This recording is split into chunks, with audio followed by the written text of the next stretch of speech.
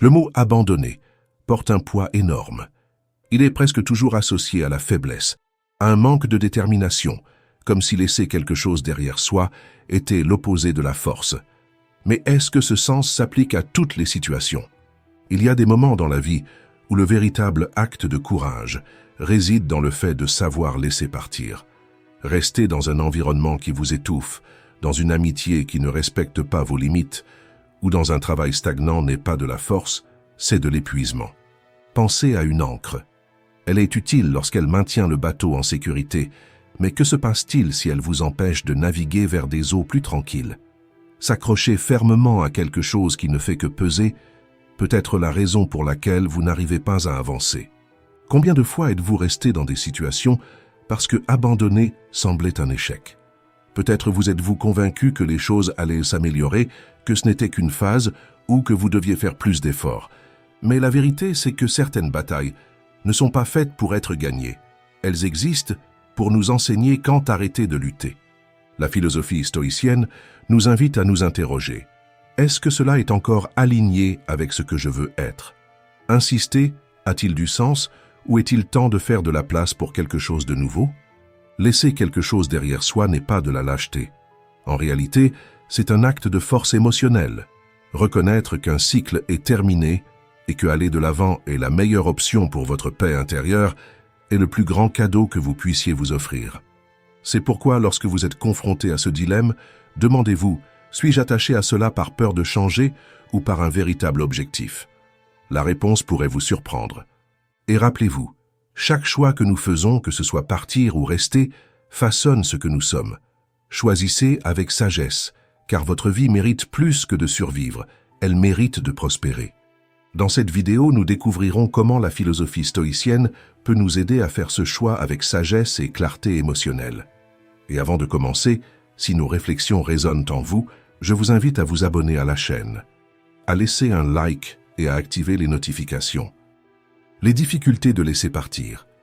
Souvent, abandonner quelque chose ou quelqu'un semble être un acte de faiblesse.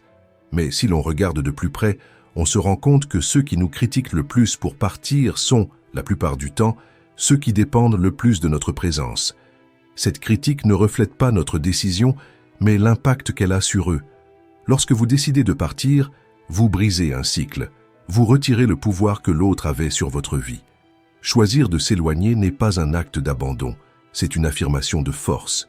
C'est dire « Je ne suis pas défini par ce que je reçois ici, mais par ce que je peux construire au-delà de cela. » Cependant, ce moment de décision est chargé d'un poids émotionnel. Ce n'est pas facile de se détacher, même lorsque nous savons que ce à quoi nous nous accrochons ne nous sert plus. Mais pourquoi est-il si difficile de laisser partir? La raison réside dans l'attachement. L'attachement n'est pas seulement une connexion superficielle, c'est une toile profonde d'attentes, de rêves et de souvenirs que nous tissons autour de quelque chose ou de quelqu'un. Parfois, nous ne nous attachons pas à la réalité, mais à l'idée de ce que les choses pourraient être. Cet attachement peut être si puissant que, même en sachant qu'il est temps de partir, nous hésitons. Prenez un exemple simple. Vous rêvez d'une voiture spécifique. Ce n'est pas juste une voiture. Elle symbolise la liberté, le statut, le confort. Vous passez des mois à chercher, à imaginer à quoi cela ressemblerait d'avoir cette voiture, comment elle transformerait votre vie. Avant même d'avoir les clés en main, vous êtes déjà émotionnellement engagé. Maintenant, imaginez-vous arriver chez le concessionnaire et vous rendre compte que la voiture n'est pas aussi parfaite que vous l'imaginiez. Elle a des défauts. Mais au lieu de réévaluer, vous ignorez les défauts, acceptez un prix trop élevé, tout cela pour ne pas renoncer à ce que vous avez tant désiré. C'est le pouvoir de l'attachement. Il nous lie à des choses qui ne valent pas toujours le prix émotionnel que nous payons. Mais cela ne se limite pas aux objets. Nous nous attachons aux personnes, aux situations, et même au passé. Parfois, nous n'arrivons pas à partir parce que nous sommes encore attachés à l'idée de ce que quelque chose a été ou aurait pu être. C'est comme porter une valise lourde lors d'un long voyage. Nous savons que nous devons laisser des choses derrière nous, mais nous redoutons le vide que cela pourrait créer. Le stoïcisme nous enseigne que l'attachement n'est pas une question d'amour ou de valeur, c'est une question de perspective. Lorsque nous nous attachons, nous abandonnons le contrôle de nos décisions. Nous permettons que la peur du vide ou de la perte nous paralyse. Cependant, se détacher n'est pas perdre. C'est un acte de courage. C'est dire « je me valorise suffisamment pour lâcher ce qui me retient ». Lorsque vous choisissez de laisser partir, il ne s'agit pas de ce que vous abandonnez, mais de l'espace que vous créez pour recevoir quelque chose de nouveau. Oui, le vide peut être effrayant, mais il est aussi le sol fertile où quelque chose de nouveau peut croître. Au fond, l'attachement est l'encre invisible qui nous lie à ce qui nous fait du mal, et c'est l'un des plus grands obstacles pour abandonner des relations toxiques. Lorsqu'un ami, un partenaire d'affaires ou un conjoint nous traite mal, ce n'est pas seulement le lien émotionnel qui nous garde attachés, mais aussi ce que cette personne représente dans nos vies. La stabilité, la sécurité, ou même le faux espoir que tout va s'améliorer. Cet attachement prend des racines profondes, obscurcissant notre vision. S'éloigner de ces personnes ne signifie pas seulement perdre la relation, mais aussi renoncer à ce que nous pensions qu'elle nous offrait, que ce soit confort, soutien ou une idée idéalisée d'appartenance. Il en va de même pour les dépendances et les habitudes nuisibles. Arrêter de fumer, par exemple, ce n'est pas seulement abandonner quelque chose qui nuit à la santé, c'est aussi perdre ce que cela représente, une soupape de décompression pour l'anxiété, une illusion de contrôle dans des situations apparemment incontrôlables. Ce n'est pas seulement la cigarette que nous laissons derrière nous, mais aussi le rituel qui nous donne une fausse sensation de soulagement, qui nous procure de petites doses de stimulation pour continuer. Peut-être qu'une mauvaise habitude que vous répétez tous les jours est votre justification pour ne pas affronter vos responsabilités. Peut-être que ce modèle représente un bouclier contre le poids du changement. C'est pour cela que, lorsque nous essayons de nous débarrasser de quelque chose de nuisible, le véritable défi n'est pas ce que nous laissons derrière, mais ce que nous croyons perdre. Et c'est là qu'une question cruciale se pose. Qu'est-ce qui vaut plus la peine de conserver? Le confort de ce qui nous retient ou la liberté qui nous attend au-delà de cela? Dans ce scénario, la peur de l'inconnu devient le grand gardien de la zone de confort. Et avec elle, nous arrivons à un autre facteur qui complique l'acte de partir, la peur de l'inconnu. Cette peur est un ennemi silencieux qui nous maintient accrochés à ce que nous connaissons. Même si cela nous fait du mal, elle murmure des questions pleines de doutes. Qu'est-ce qui m'attend dehors? Est-ce que ce sera mieux ou pire? Il est plus facile de tolérer un emploi que nous détestons que d'affronter les incertitudes liées à la recherche de quelque chose de nouveau. Rester dans une relation toxique malgré la douleur semble moins effrayant que d'imaginer la vie sans elle.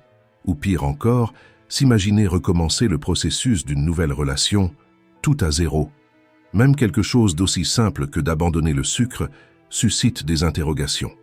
Qu'adviendra-t-il de mon plaisir quotidien? Où vais-je trouver un autre confort rapide maintenant? Cette peur nous retient, comme si nous étions au bord d'un précipice, regardant dans le vide. Nous faisons face à l'inconnu et nous ne pouvons imaginer que des chutes, jamais des envols.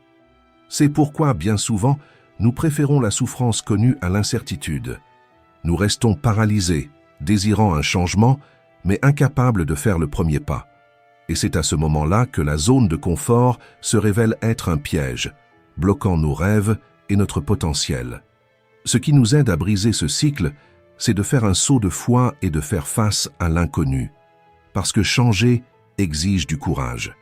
Mettre fin à une relation, quitter un emploi ou rompre avec une habitude nuisible n'est pas facile, car cela nous oblige à faire face à l'inconnu. C'est un saut de foi. Et, oui, cela peut être effrayant. Mais il est important de se rappeler que l'inconnu n'est pas seulement un lieu de risque, c'est aussi un territoire rempli de possibilités. Imaginez ce qui pourrait se passer lorsque vous laissez enfin derrière ce qui ne vous sert plus. Imaginez la liberté de ne pas dépendre de quelque chose ou de quelqu'un qui vous retient. Imaginez la paix d'être dans un espace où vos choix vous appartiennent et où personne d'autre n'a de pouvoir sur eux. La peur nous fait croire que nous sommes au bord du gouffre, que tout pourrait empirer ou être encore plus catastrophique. Mais souvent, lorsque nous sautons, nous réalisons que nous étions simplement face à un nouveau chemin. Un chemin qui ne se révèle que lorsque nous avons le courage d'avancer vers le nouveau. C'est pourquoi, demandez-vous, qu'est-ce que je tiens qui ne me sert plus? Peut-être que le simple acte de lâcher prise est le début de la vie que vous avez toujours voulu. Un autre motif pour lequel nous avons du mal à sortir des situations mauvaises, le déni du problème. Parfois, le plus grand obstacle pour sortir d'une mauvaise situation est notre refus d'admettre qu'il y a un problème. Nous sommes tellement pris par la routine, tellement habitués à ce qui nous entoure, que nous ignorons les signaux d'alerte. Nous négligeons les fissures jusqu'à ce qu'elles deviennent impossibles à cacher. Ce type de déni peut sembler être une forme de protection, mais en réalité, c'est un auto-engouement. Nous préférons croire que tout va bien, que les problèmes se résoudront d'eux-mêmes, car faire face à la réalité exige du courage. Cependant, ignorer le problème ne fait pas disparaître celui-ci. Cela nous rend simplement plus vulnérables et nous laisse dans des situations encore pires. Ce comportement ressemble à la fameuse « syndrome du crapaud bouilli ». Si vous placez un crapaud dans une casserole d'eau froide et augmentez la température progressivement, il ne percevra pas le danger. Le crapaud s'adapte, il ajuste ses limites au changement jusqu'à ce que l'eau devienne si chaude qu'il ne puisse plus réagir et il meurt. En revanche, si vous jetez le même crapaud directement dans de l'eau bouillante, il réagira instantanément. Il peut même se blesser en sautant pour sortir, mais il survivra. Ce qui nuit réellement au crapaud dans la première situation, ce n'est pas l'eau chaude en elle-même, mais son incapacité à reconnaître le moment où il faut agir. Il ajuste tellement ses limites au changement progressif qu'il ne s'en aperçoit qu'une fois qu'il est trop tard. Nous agissons de la même manière. Nous acceptons de petits inconforts, ignorons les signes que quelque chose ne va pas, nous ajustant à ce qui devrait être inacceptable. Nous trouvons des excuses, ce n'est qu'une phase, ça s'améliorera avec le temps. Je ne peux pas être trop exigeant ou je peux encore supporter un peu plus. Et pendant ce temps, le problème grandit et nous retient encore plus. Il est essentiel de reconnaître les signes que nous sommes dans une situation qui ne nous sert pas. Plus nous agissons tôt, plus nous aurons de chances d'en sortir avec force mentale et dignité. Nous ne pouvons pas attendre que l'inconfort devienne une douleur insupportable pour réagir. Le moment d'agir n'est pas quand nous sommes déjà en train de suffoquer, c'est avant cela. C'est lorsque nous percevons les premiers changements qui nous nuisent. Admettre que quelque chose ne va pas n'est pas de la faiblesse. C'est le premier pas pour reprendre le contrôle. Alors demandez-vous, suis-je en train de m'adapter à une situation qui devrait changer? Est-ce que j'attends que cela devienne insupportable pour réagir enfin? Comme le crapaud, peut-être qu'il est temps de sauter avant qu'il ne soit trop tard. Mais comment décider quand il est temps de partir? Le philosophe stoïcien Épictète nous offre une perspective simple mais puissante pour nous aider à prendre cette décision. Il compare les situations difficiles à une maison pleine de fumée. Si la fumée est légère et qu'il est possible de ventiler, il n'y a aucune raison de partir. Mais si la fumée devient insupportable, affectant votre santé et votre bien-être, la seule option raisonnable est de quitter la maison. Cette métaphore, bien que claire, soulève souvent une question. Qu'est-ce qui constitue trop de fumée? Dans des situations extrêmes, comme les abus physiques ou émotionnels, les signes qu'il faut partir sont évidents. Mais qu'en est-il lorsque la vie nous présente des circonstances moins claires? Que faire lorsque la fumée est subtile, mais constante, nous aveuglant lentement? Dans ces situations, le plus grand défi n'est pas seulement de reconnaître le problème, mais aussi de surmonter le brouillard de doute qu'il crée. La clé pour voir cette fumée pourrait se trouver dans un outil inattendu, l'analyse coût-bénéfice empruntée à l'économie. Elle nous aide à peser les pour et les contre de toute situation et à évaluer si cela vaut la peine de continuer ou si c'est le moment de partir. Pensez à la maison d'Épictète. Elle offre des avantages évidents, abri, sécurité, un endroit pour ranger vos affaires. Avec le temps, elle prend également une valeur émotionnelle, conservant vos souvenirs et devenant votre chez-vous. Ces avantages nous poussent à vouloir rester. Mais qu'en est-il des coûts? La fumée, d'abord discrète, commence à causer de l'inconfort. Peu à peu, elle compromet votre santé, perturbe votre vision et crée un environnement de stress constant. Lorsque les coûts dépassent les bénéfices, l'équilibre se perd et la décision de partir devient non seulement logique, mais nécessaire. Cette métaphore s'applique à presque tous les domaines de la vie. Dans une relation, les bénéfices peuvent inclure l'amour, le soutien et la connexion. Mais si les coûts, tels que le manque de respect, les conflits constants ou la manipulation émotionnelle, commencent à peser davantage, peut-être vivez-vous dans un environnement enfumé. Au travail, les bénéfices peuvent inclure un bon salaire, des opportunités de croissance et de stabilité. Cependant, si le coût émotionnel d'un patron toxique ou d'un environnement qui nuit à votre santé mentale est trop élevé, il est temps de réévaluer. Ce qui rend cette analyse puissante, c'est qu'elle nous permet de sortir du domaine émotionnel et d'examiner la situation avec clarté. Il ne s'agit pas seulement d'abandonner ce qui nous dérange, mais de comprendre que rester dans un environnement toxique peut nous voler l'énergie que nous pourrions utiliser pour créer quelque chose de nouveau. Reconnaître la fumée est un acte de courage. Ce n'est pas de la faiblesse, mais de la sagesse. C'est savoir qu'en choisissant de partir, vous faites de la place pour quelque chose de meilleur. C'est se libérer de la brume et retrouver le chemin avec clarté. Combien de fois nous sommes-nous retrouvés piégés dans des situations qui ne nous font clairement pas de bien, tout en sachant au fond de nous-mêmes que nous devrions partir. Les problèmes ont dépassé les bénéfices depuis longtemps. Alors pourquoi restons-nous? Pourquoi insistons-nous pour rester dans quelque chose qui nous épuise plus qu'il ne nous renforce? Une explication puissante vient de l'idée des coûts irrécupérables. Il s'agit de tout ce que nous avons déjà investi dans quelque chose, temps, effort, argent ou investissement émotionnel, et qui, même sans possibilité de récupération, pèse encore dans nos décisions. C'est comme si nous essayions de justifier le passé en sacrifiant notre présent. Un exemple courant et émotionnellement chargé est le mariage. Nous passons des années aux côtés de quelqu'un, construisant des rêves, partageant des moments et inévitablement investissant une partie de nous-mêmes dans cette relation. Tant que vous insistez pour respirer de la fumée, il peut y avoir à quelques pas un espace avec de l'air frais, de la légèreté et la possibilité de respirer sans effort. De nouvelles opportunités, des relations authentiques et une chance de vous reconnecter avec qui vous êtes vraiment peuvent vous attendre. En nous accrochant à ce que nous connaissons, nous ignorons souvent les possibilités qui pourraient transformer nos vies. Il y a une sécurité illusoire dans ce qui est familier, même lorsque cela nous blesse ou nous limite. Cependant, le coût de ne pas partir, de ne pas abandonner ce qui nous étouffe, peut être dévastateur, un prix que nous ne réalisons souvent que lorsqu'il est trop tard. Il est facile de se concentrer sur ce que nous pourrions perdre en laissant quelque chose derrière nous. Après tout, il est dans la nature humaine de valoriser ce qui est tangible, ce que nous avons déjà acquis, même si cela n'a plus de sens pour nous. Mais la véritable question que nous devons nous poser est « Que suis-je en train de perdre en restant là où je suis ?» Cette réflexion demande du courage, car elle nous oblige à affronter les parties de nous-mêmes que nous avons négligées, les rêves que nous avons enterrés, l'énergie que nous avons épuisée et la vitalité que nous avons sacrifiée en échange d'une stabilité qui, au fond, est fragile. Pensez à un emploi toxique. Rester dans cet emploi peut sembler un choix raisonnable, surtout à cause des avantages, de la stabilité ou de la peur de l'inconnu. Cependant, chaque jour passé dans cet environnement peut drainer votre énergie, affaiblir votre confiance en vous et étouffer votre capacité à grandir.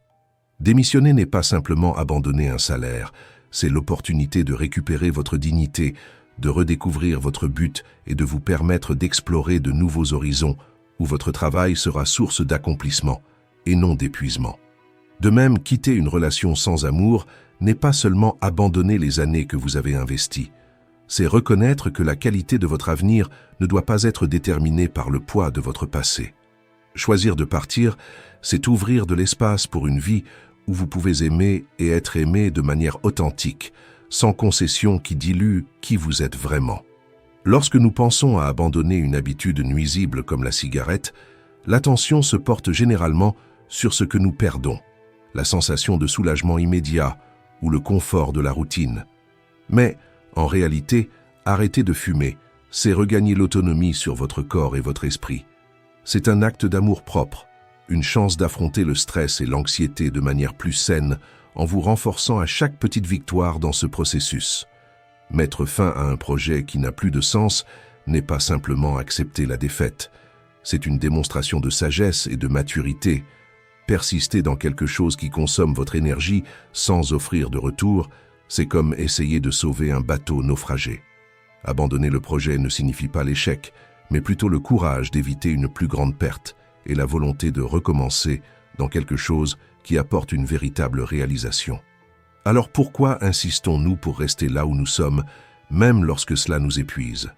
Souvent, nous sommes guidés par des peurs que nous ne comprenons même pas pleinement. La peur du regret, du jugement des autres ou de l'inconnu. Nous restons accrochés au confort masqué de la douleur, choisissant la stagnation plutôt que le risque de transformation. Cependant, dans le silence de nos nuits, nous savons que ce choix nous épuise lentement. Le stoïcisme offre un chemin pour éclaircir cette confusion. Il nous enseigne à regarder nos émotions et nos peurs avec logique et discernement, apportant une vision plus claire de ce qui compte vraiment. En pratiquant la philosophie stoïcienne, nous apprenons à nous interroger honnêtement. Ce que je tiens maintenant vaut-il ce que je perds? Cette simple question peut transformer notre perspective, nous aidant à lâcher ce qui ne nous sert plus, afin de faire de la place pour ce qui compte réellement. Se permettre de partir, d'abandonner ou de clore quelque chose est un acte de courage et d'amour propre. C'est une invitation à laisser derrière le poids du passé et à marcher vers un futur plus léger et authentique. Après tout, la véritable liberté ne réside pas dans l'évitement du changement, mais dans le choix conscient de ce que nous voulons vraiment porter dans notre voyage. Prendre de bonnes décisions exige plus que du courage. Cela exige de la compréhension. Nous devons comprendre pourquoi il est si difficile de laisser partir. Souvent, nous sommes prisonniers d'attachements invisibles que nous avons créés au fil du temps. Ces liens, bien qu'ils soient familiers, nous limitent souvent et nous empêchent de voir ce qui compte vraiment. En plongeant dans la sagesse des stoïciens, nous apprenons à identifier ces chaînes et à construire la clarté nécessaire pour remettre en question ce qui mérite d'être conservé. Après tout, partir ne signifie pas perdre.